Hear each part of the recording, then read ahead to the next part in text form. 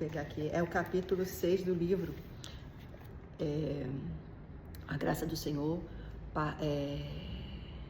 parte 1. O título é Madhu Vidya, o doce conhecimento. O conhecimento de Deus não pode ser conseguido pela mera leitura de livros. São necessários ardor e prática espiritual. Isto é, o indivíduo tem que prosseguir seu caminho, tendo a consciência cósmica Brahma como seu destino. Se todas as propensões mentais, vrits, estiverem direcionadas para Brahma, elas se tornarão cada vez mais sutis e finalmente se fundirão com Brahma. Quando não houver mais propensões mentais, a mente não existirá mais. Você irá além do alcance da mente, você se libertará dos sentimentos de prazer e dor e finalmente atingirá o Ser Supremo. O avanço resulta do esforço máximo para manter a mente escrupulosamente longe dos vícios. Jamais permita que a pureza da sua mente seja poluída. Depois de praticar isso por algum tempo, você perceberá que aquela mente que tinha tendências fúteis se tornará sua grande amiga. Sua mente servirá a todos os seus propósitos, portanto, você deveria deixá-la obter inspiração constante de sua alma. Ilumine a mente com a refulgência da alma. A verdade absoluta se revelará em você automaticamente. Os que adotam o caminho inverso são realmente ignorantes, pois se ao entregarem a busca material, transformam suas mentes gradualmente em materialidade. E Madhu Vidya ensina que você pode empenhar por sua liberação, mesmo enquanto está envolvido com a vida mundana, desde que, antes de lidar com qualquer objeto de prazer, você o faça com um sentimento cósmico. Então, a reflexão que eu trouxe é falando, sobre um livro, de um Dada, que é Minha Vida Espiritual com Baba, um pedacinho do livro que fala assim, que disse que ele estava numa caminhada com Baba, ele e outros, e que Baba disse que o ser humano possui 2 pernas para alcançar a liberação.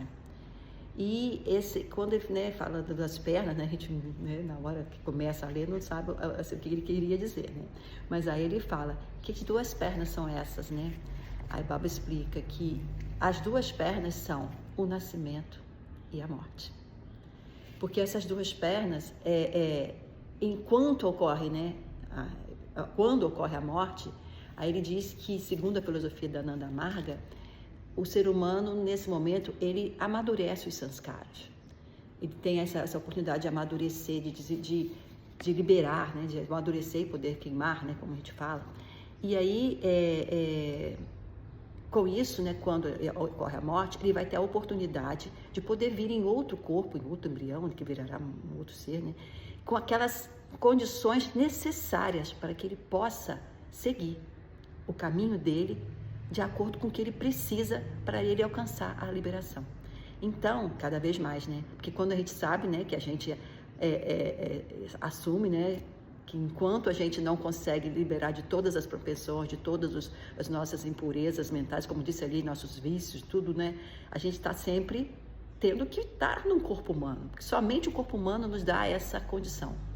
Tanto que é dito, como Baba já disse em outros discursos, que todo ser vivo anseia pelo infinito, mas consciente ou inconscientemente. Mas, na verdade, quem tem a capacidade de ser conscientemente nessa busca, esse anseio pelo infinito, é o ser humano. Enquanto ele não é humano, está também caminhando. Tudo, animado e inanimado, tudo está indo, nesse pratisantiar, de volta para a consciência infinita, de volta para casa, como a gente fala, mas antes disso, segundo como ele diz, o Baba até fala da filosofia de Baba, a gente tem que passar, pela forma humana. E essa forma humana, quando ele fala inconscientemente, tem até um ponto assim que a gente pode falar. Não é porque atingiu a forma humana que ele já está com essa consciência. Tanto que Baba também fala, aquele humano que não tem ética, que não segue a ética, aquele humano que não segue Dhyama Niyama, que a gente traduz como ética. E aí ele fala, ele nem pode ser considerado como humano. E nesse mesmo capítulo aqui, que eu li só um trechinho dele, desse livro, ele tem um momento que ele fala assim, se ele se ele deixar a mente dele se degradar muito na matéria, ele nem poderá ser considerado humano. Porque justamente o humano é aquele que consegue compreender a natureza dele. Então é dito até, né, que tudo nesse mundo é importante. A natureza dos seres, né, o tempo, tudo é importante.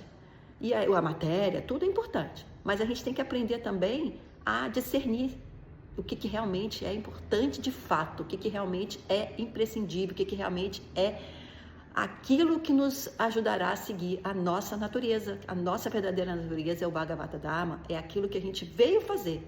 E quando a gente atinge a forma humana, se a gente não botar em prática a nossa verdadeira natureza, a gente não vai estar alcançando. A gente não vai estar cumprindo a nossa verdadeira natureza.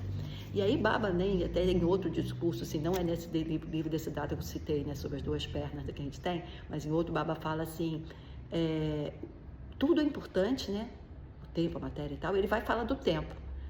Mas o tempo, muitos dizem que é relativo, o tempo não tem problema, que você está nessa vida, você pode fazer uma coisa, mas não importa a idade. Eu concordo, né, Baba também disse que tudo bem, é verdade, mas tem uma coisa que as pessoas só vão compreender na hora da morte. Por quê? Exemplo que ele deu. A pessoa, quando é criança, jovem, deixa eu completar 24 anos, que eu vou me dedicar à vida espiritual, que tem um marco do 24, né, que vai ser, ele escolhe, lá na dia tem isso também. Ou então, não, deixa 45, eu vou decidir. Não, agora eu vou com 60. Aí quando chega nos 60, deixa mais 10, deixa eu aproveitar mais um pouco o que a vida me deu, os desfrutes, a inteligência dele, seja o que for. Aí depois Baba fala assim, e na hora da morte, que ele vai ver que ele perdeu o tempo dele. Porque a partir do momento que você se empenha em fazer essa verdadeira natureza, que é essa busca, essa entrega para essa consciência infinita, é o momento que você está praticando realmente o que você precisa.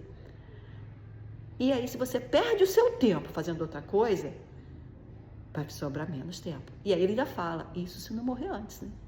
Porque a gente não sabe quando que a gente vai. Então é importante não perder o tempo. Aí ele fala também da matéria, que é importante, mas entender também, né? Como falou, o verdadeiro conhecimento. Né? O que é o verdadeiro conhecimento? Não é o conhecimento acadêmico, não é o conhecimento nem só de filosofia. O verdadeiro conhecimento é aquele momento em que você adquire os vivekas, vamos dizer aqui, que ele diz que tem vários vivekas importantes. O primeiro viveka que é importante é entender o que é provisório, o que é definitivo nesse mundo.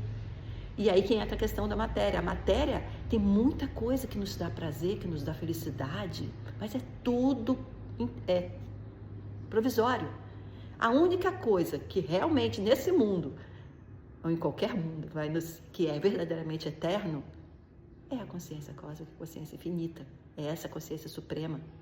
E aí não adianta olhar a matéria como sendo o seu desiderato, o seu, eu vou conseguir ser feliz, vai acabar, porque tudo nesse mundo é impermanente. Então ele fala dessa importância para tudo, né? Tudo é importante, porque se a gente está nesse mundo aqui, quinquênio mental, né? A gente está precisando o quê? Viver aqui, como é dito, né? A pessoa quando morre, ela tem a oportunidade de amadurecer os seus caras, né? De se liberar de alguns deles, mas aí ela precisa voltar e escolher. Se ela voltou nesse mundo, nessa condição, é porque ela precisa estar aqui. Então tudo que está sendo em volta, em torno, né, da pessoa, é importante. Então não adianta negligenciar nada, ele fala, né?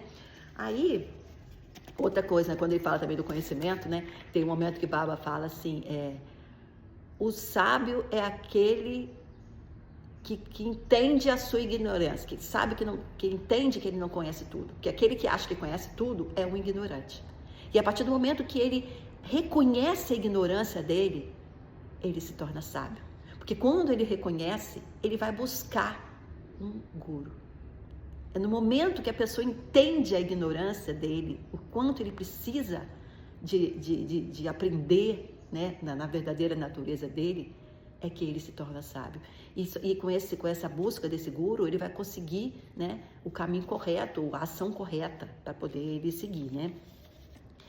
E esse movimento, né, em direção a essa consciência, a gente chama de Paragati, né, em direção a Parashiva, como é dito também, né, que às vezes a gente fala consciência suprema Parashiva, esse movimento, né, é o que a gente tem que fazer, né? Então, por isso que diz que esse conhecimento verdadeiro é o que a gente precisa. E para esse conhecimento, né, não, como disse no texto, né, que foi lido, não adianta só o conhecimento teórico, tem que ter a prática. Quando a gente fala de prática, a gente fala de quê? Ação, né? Ação nesse mundo. Então, como agir nesse mundo? Madhuvidya. Madhuvidya é essa ação que permite, como falei no restinho da leitura, que a gente coloque, atinja a nossa liberação neste mundo, mesmo neste mundo, apesar deste mundo, apesar de tudo. A partir do momento que a gente aprende a direcionar, né, a entender que tudo é consciência infinita, então a gente vai entender que nós somos instrumentos, que quem está agindo não somos nós. Então, para quem a gente está fazendo, também não é para o outro, é para a própria consciência infinita. E entendendo mais ainda que a consciência infinita nós somos, o outro também é. Aí, como até diz, né, não existe o outro, sou eu, né? Eu, o outro, nós somos a consciência infinita. E isso é o verdadeiro conhecimento para a gente conseguir nesse mundo, apesar de tudo, a gente conseguir galgar, conseguir ir na nossa liberação. E aí, né, tem uma coisa que às vezes a gente fala, né, do destino. A gente fala assim, que é um destino, né, a pessoa, como diz, tudo é importante nesse mundo, né? Aí às vezes a pessoa fala, o destino me impediu de fazer algo. O destino me... Aí Baba diz assim, destino, que ele chama de yati, né? Destino, na verdade, é uma palavra que é usada quando a pessoa não consegue explicar da onde veio. Aí ele tem um pedaço que Baba fala assim, que destino é para poder encobrir a ignorância. Porque, na verdade, a ignorância é o que ele fala? A ignorância no sentido de não saber, né, o que está acontecendo. Então, ele diz assim, o ser humano tem capacidade de moldar o seu destino. Porque quando a gente fala de destino, a gente também já assimila, já coloca com sanskaras, né? E aí, os sanskaras, que podem ser, né, tem o inato, tem o imposto, tem o adquirido, e ele fala que realmente alguns não estão na nossa mão agora para agir, para mudar. Portanto, porque a gente voltou, porque a gente precisa estar no corpo específico, no momento específico, no local específico, né, para poder agir e ter a nossa meta. A gente, como diz, né, a gente já vem sabendo que a gente quer passar, que a gente precisa passar. Então, mas ele fala que o destino, ele pode ser moldado, aqueles sanskaras que a gente adquire nesta vida, eles podem ser evitados. A partir do momento que você toma consciência, como foi dito, né, do que você está fazendo, para quem, o que você é nessa história toda, além, né, de um instrumento da consciência infinita. E aí, quando fala de ação, né, a ação correta é importante, porque o que é, na verdade, uma ação correta? Não é uma ação, a ação correta é eu vou fazer uma caridade. Tudo bem, uma boa ação. Mas a ação correta nesse mundo não é a ação ou boa ou ruim somente, essa qualidade. A ação correta é a ação que você assume que você não está agindo. Que quem está agindo é a consciência infinita. Então se você não está agindo, você não quer o que dessa ação? Você não quer nem fruto, nem fama. Você não quer nada, porque não é você que está agindo. Automaticamente você não quer o que também dessa ação? Você não quer os frutos dela. Porque, na verdade, quando a gente fala de fruto de ação, né, a pessoa, é claro que é melhor você ter um fruto de uma ação boa do que ter um fruto de uma ação ruim. Porque quanto mais que a gente vai, né, se a gente não alcançar a liberação, a gente vai voltar. Se a gente vai voltar, a gente vai desfrutar os karmas, né, os karma fala, como a gente fala, os frutos daquela ação da outra vida. É claro, então, que a ação correta é sempre, a ação boa é sempre a melhor. Mas a ação correta, no sentido da palavra que Baba coloca, que o Bhagavad Gita coloca, que tudo coloca, é aquela ação desapegada. É difícil, é um treino, a gente colocar que a gente está sendo só instrumento e desapegar. Porque às vezes é fácil desapegar de uma coisa que é um resultado ruim, mas quando o resultado é bom, a gente quer estar apegado. Então é aí que vem, né? Desapegar de tudo, desapegar da fama, desapegar todos os frutos bons, né? Automaticamente dos ruins também. E aí assim a gente vai conseguir realmente não ter uma mochilinha para carregar para outra vida.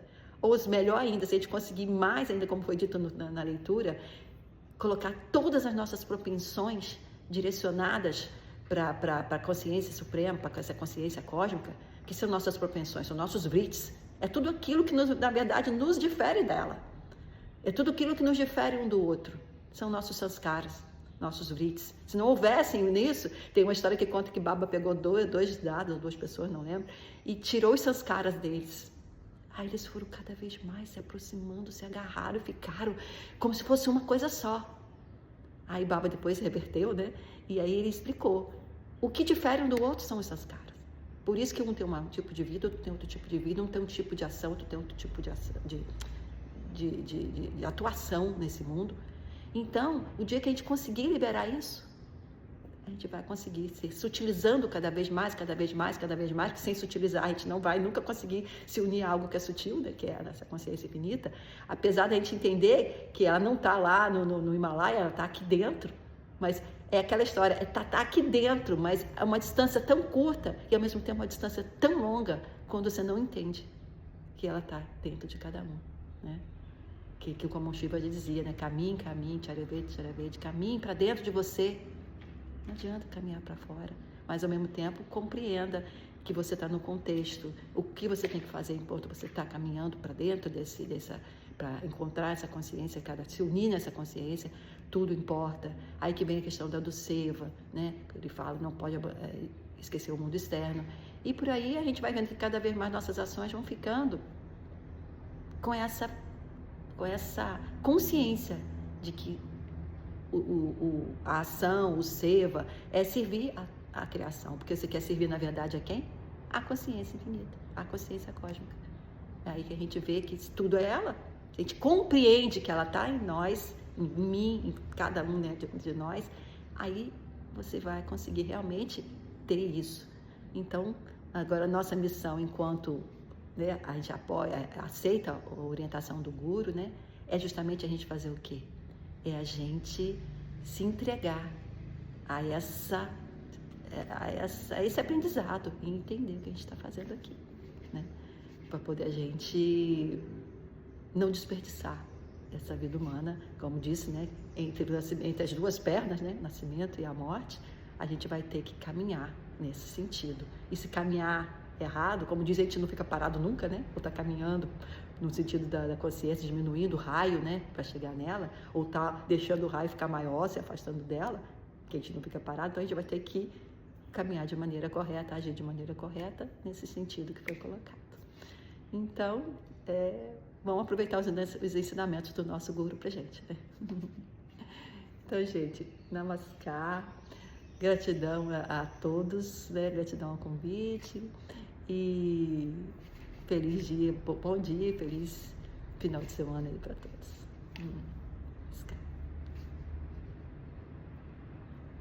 Namaskar, gratidão, Vishnupriya. É sempre bom te ouvir, né? Tanta sabedoria, ela é muito objetiva, nos dá assim o conhecimento de uma forma clara. E eu estava lembrando que ontem à noite, depois da meditação, eu abri uma mensagem que era exatamente isso que você falou, que é a próxima mensagem que eu estava procurando ela aqui, que é aquela que diz que toda ação que você fizer deverá ter a ideação suprema, né? Sem o ser supremo, todas as suas ações são como nada, não importa o quão grandiosos possam parecer. Mesmo que você faça pouco, se for com a ideação do supremo, terá feito algo grandioso. O ser humano é como o número 1, e suas ações são como zeros, acrescentados após o 1. É como se você multiplicasse por 10 cada ação. Mas se o 1 não estiver presente, os seus zeros vão somar-se uns aos outros, e o resultado líquido será zero.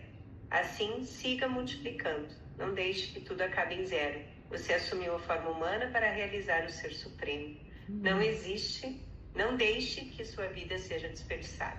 Então, exatamente isso que a gente leu ontem à noite. As mensagens vêm de lá para cá, né? Sim, não é daqui.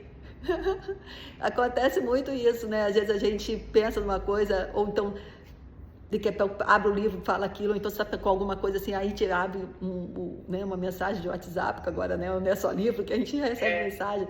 E realmente é muito interessante isso, essa conexão, né? Esses recados que a consciência infinita dá pra gente, né? Eu acho que essa é a maior prova de que a gente é instrumento e que nós somos guiados. Exatamente. Porque as mensagens vêm de lá para cá, não é a gente que escolhe, eles que escolhem, né? Por isso que eu gosto muito, assim, de às vezes também abrir aleatoriamente, ou a gente tem que dar ouvido à intuição, né? Porque a gente ouve e você pode ver que aquela semana tudo vai girar em torno disso.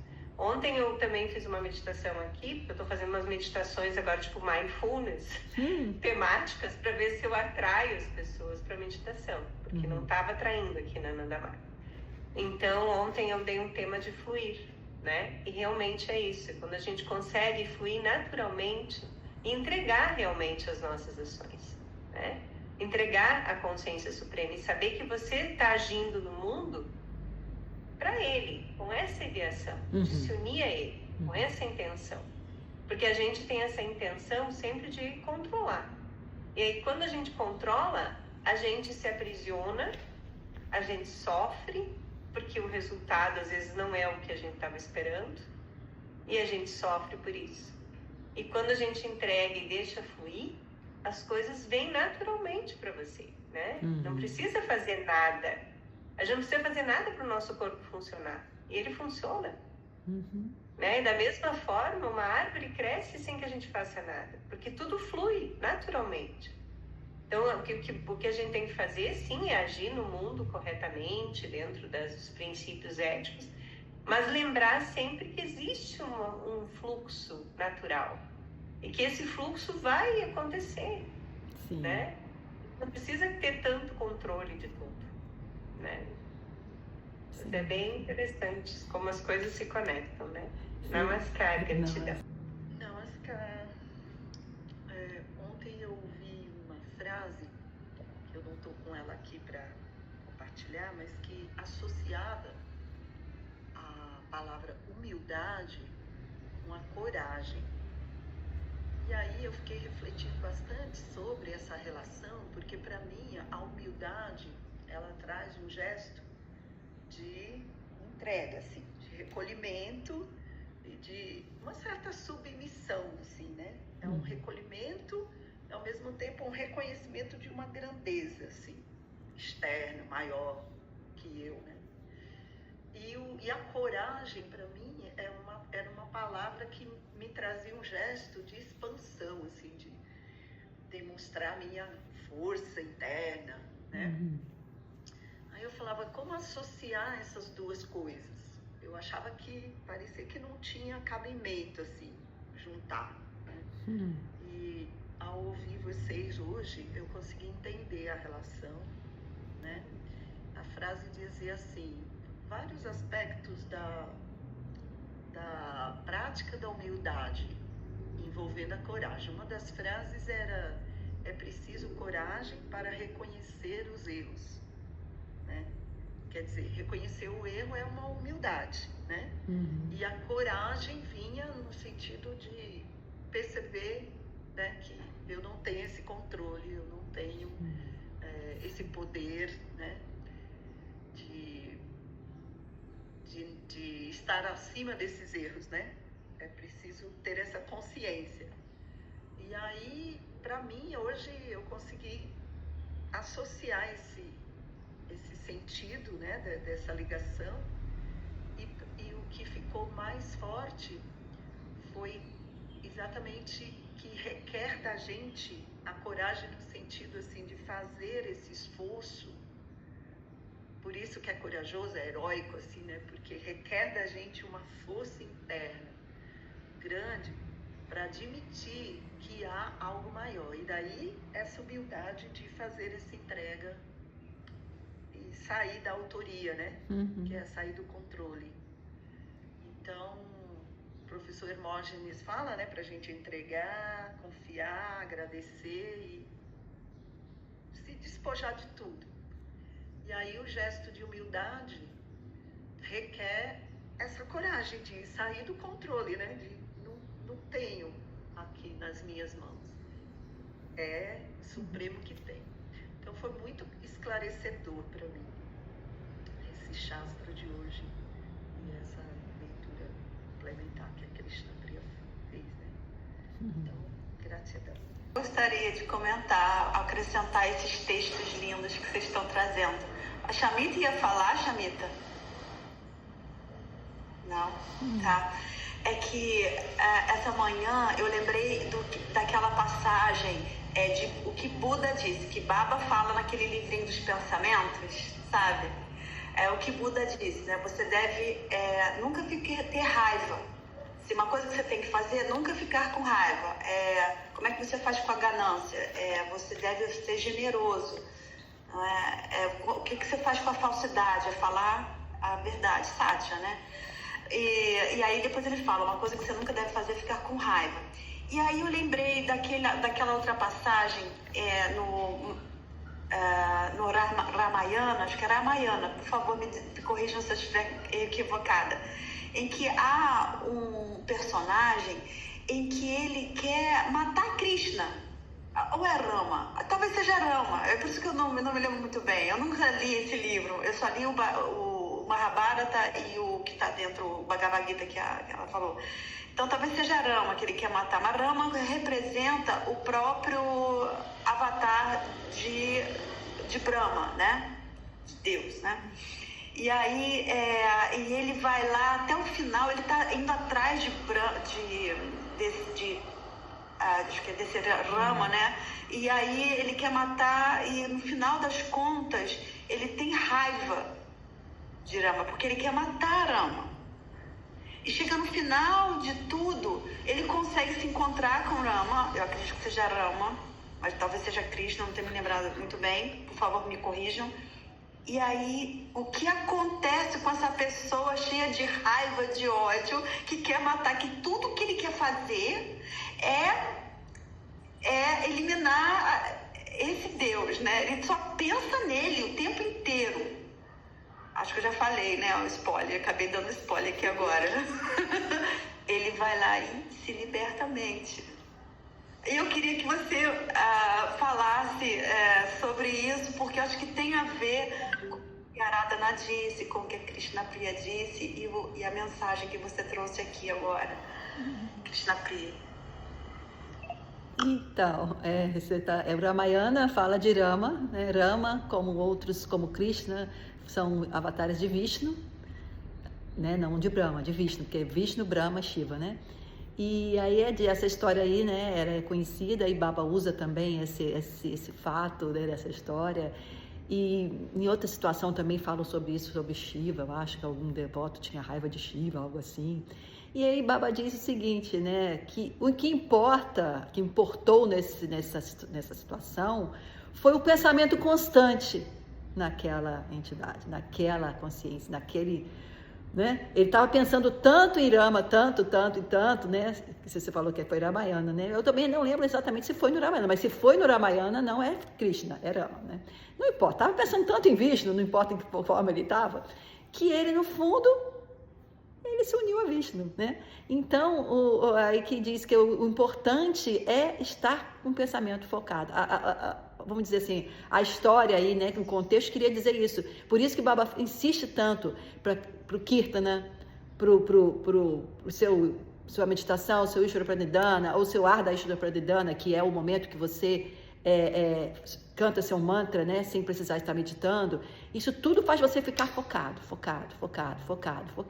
E aí vem de novo uma dúvida, né, porque quando a gente começa a querer focar muito, tirando da história aí, né, que foi uma história educativa, né, vamos dizer assim, a gente vê que é difícil nesse mundo ficar focado se a gente não tiver uma dúvida dentro da gente. Aí voltou ao início da história, né? Porque senão você vai ter raiva, você vai ter decepção, você vai ter tristeza, você vai ter tanta coisa te tirando, né, daquilo que você sabe que tem que fazer. Você sabe, mas aí vem aquela coisa as propensões humanas que nós temos, né? Todas essas propensões dos nossos chakras que vão nos tirando desse caminho, desse equilíbrio para seguir o caminho, porque as propensões são isso, elas estão assim, ó, tirando a gente. Aí a gente vai, por isso que a gente é importante, né? O yoga, a prática, a meditação, tudo faz com que a gente vá novamente sutilizando a gente, né? E aí ele aí não teve sutilização, mas teve o pensamento constante, por isso que ele conseguiu se unir. Eu queria acrescentar nesse texto lindo que a gente está construindo juntos nessa manhã, é que quando eu estava escrevendo a minha dissertação, eu escrevi minha dissertação de mestrado sobre a provar sanguíneo das pessoas, não sei se todo mundo sabe, mas enfim.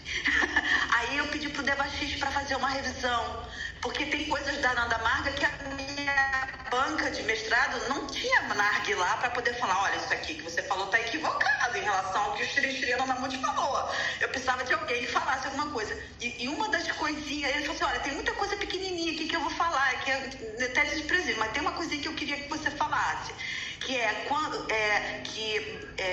a Nanda Marga, ela trabalha, assim, a filosofia de Nandamurti é você pensar na consciência suprema o tempo inteiro.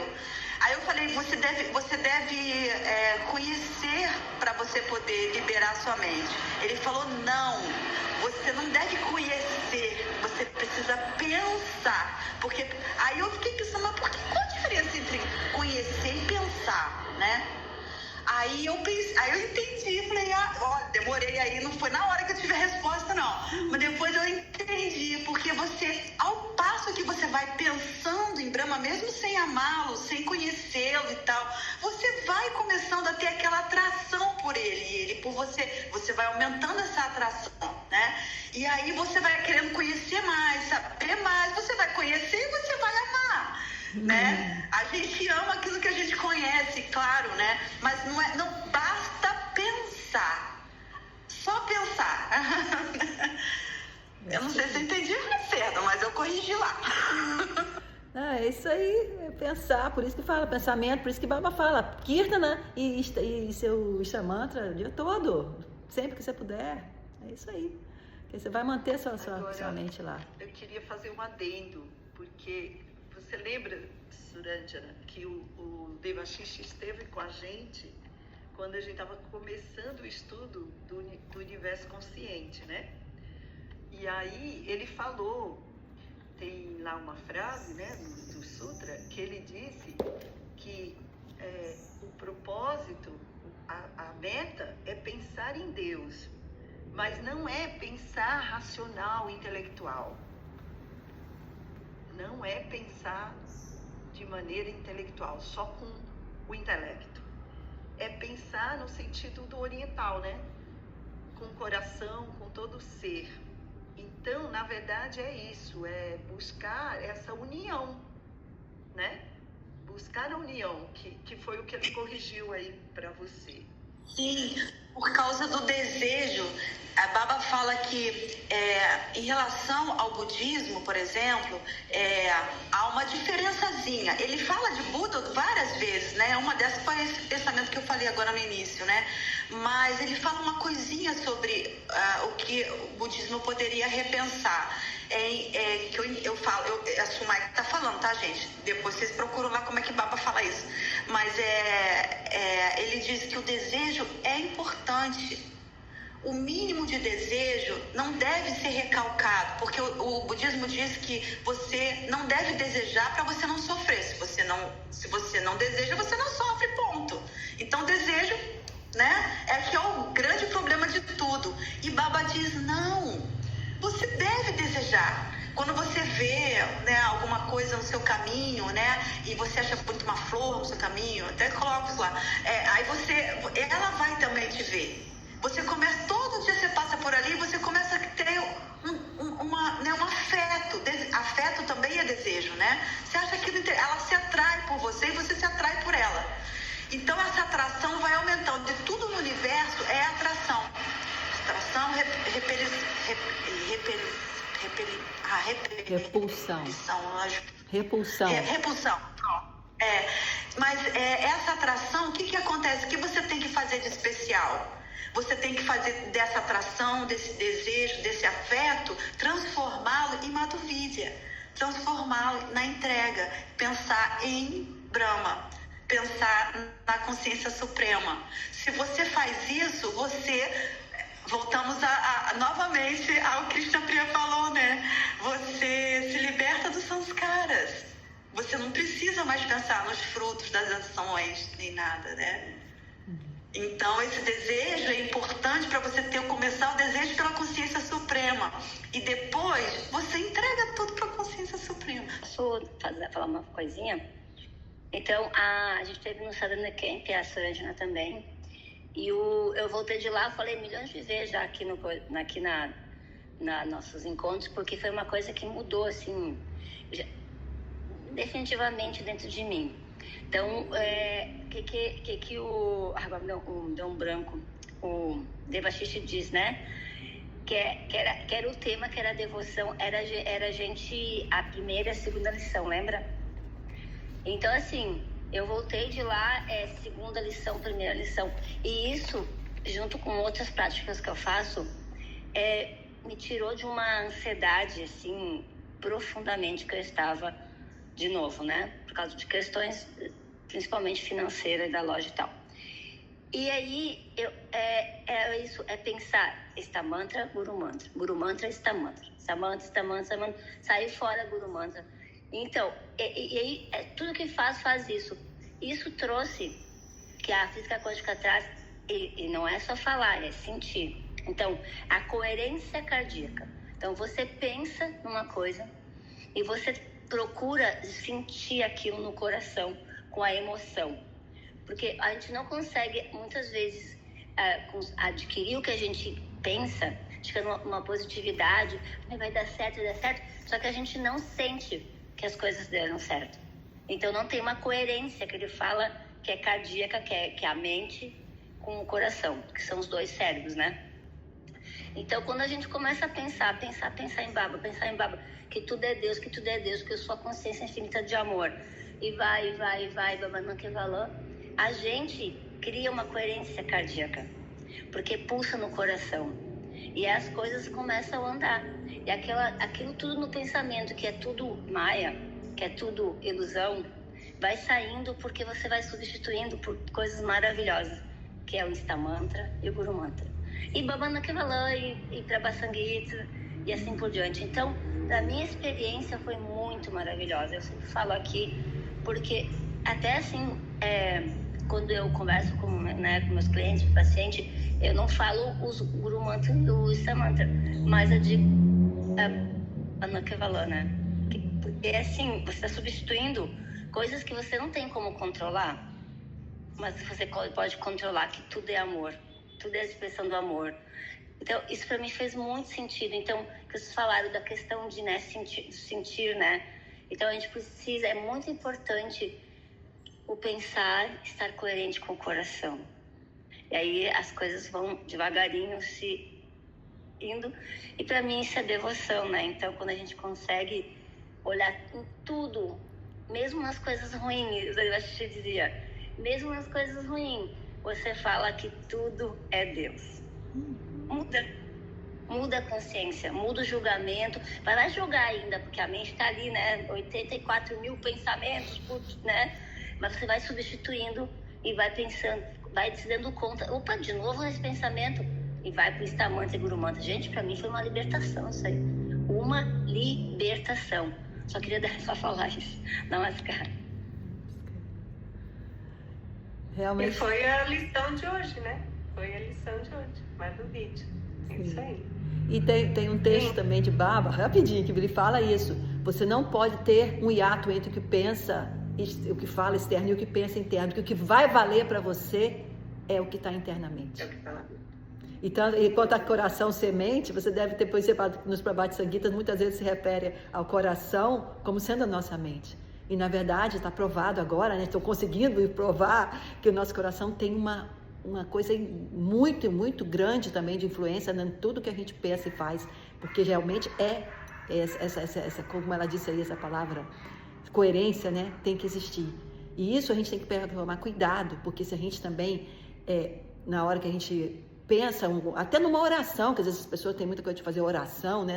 A gente também faz meditar, ou está na nossa meditação, se a gente ao invés de estar pensando, focado naquilo, com emoção diferente, o que vai valer vai ser a emoção que está Baba explica isso e é muito, exatamente o que você falou, que o Devashish falou, é muito importante. É isso aí. Eu lembrei da história, aquela do sapato tamanco, da oração, aquela do sapato tamanco. Acho que eu contei para as meninas um dia. Que tem uma história, eu não me lembro, não sei até se não é do Chico Xavier, de quem, que uma senhora que era assim, não entendia, eles rezavam em latim na igreja, ela não entendia, ela queria aprender a rezar. E aí um dia ela chegou para uma senhora e disse, eu queria aprender a rezar, tu podia me ensinar, o que vocês falam e tal? E ela disse, não, você pega e repete, sabe aquela pessoa que repete um sapato tamanco, sapato tamanco. E ela ficava lá na igreja repetindo um sapato tamanco, mas com devoção, com amor, com sentimento. E aí quando as duas morreram, né, se encontraram lá e ela estava, né, conectada com Deus, já estava evoluída. E a outra, como? Você nem... mas é que ela tinha a devoção, o amor, né? Ela estava repetindo aquela palavra, mas com a intenção de se unir a Deus, né? Então não interessa o que a gente fala, mas sim o sentimento, né? O que você está... que está vibrando lá dentro, né? Pode falar. A emoção é que vai te trazer para as coisas. Então, já ser grato, assim, já pensar no seu dia, nas coisas que você quer que aconteça, que precisa que aconteça. Primeira coisa, agradecer, meditar, fazer essa conexão com a consciência, né? Ainda mais de madrugada, ou o momento que você consegue fazer isso.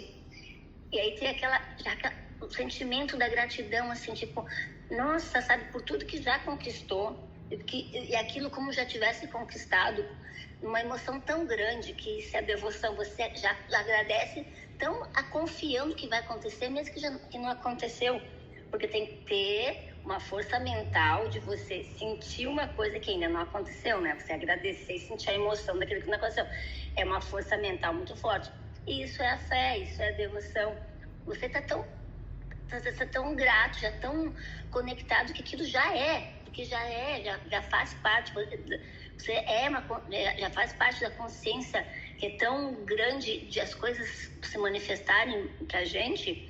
Só não manifesta porque a gente não tem essa coerência. A gente pensa e tem medo.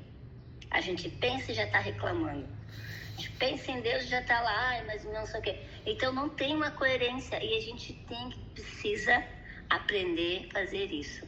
É treino.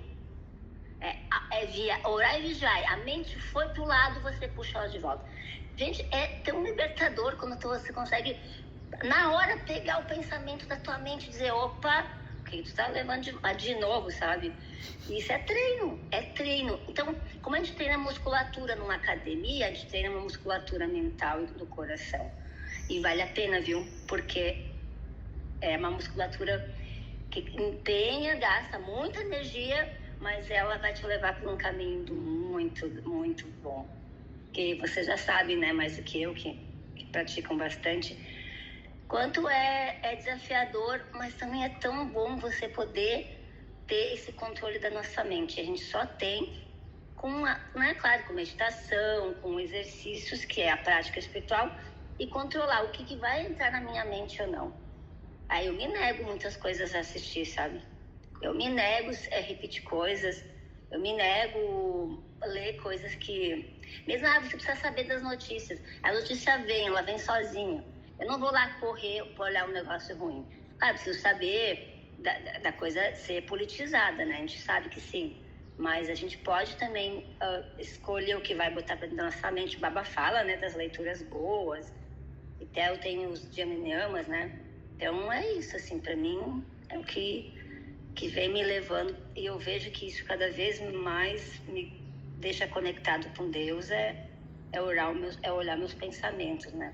E procurar, quando eu vejo que a emoção tá meio ruim, respirar e perguntar o que tá acontecendo, sabe? Acolher ela. Por que tá assim? Aí olhar de novo, né? Não é negar aquilo, né? É acolher, mas transformar, né? Namaskar, meninas. Gratidão por hoje. Fiquei muito feliz que vocês estão aqui com a gente. A Surandana aqui não é, que vem sempre, também a Vishnu Priya. Um beijo no coração.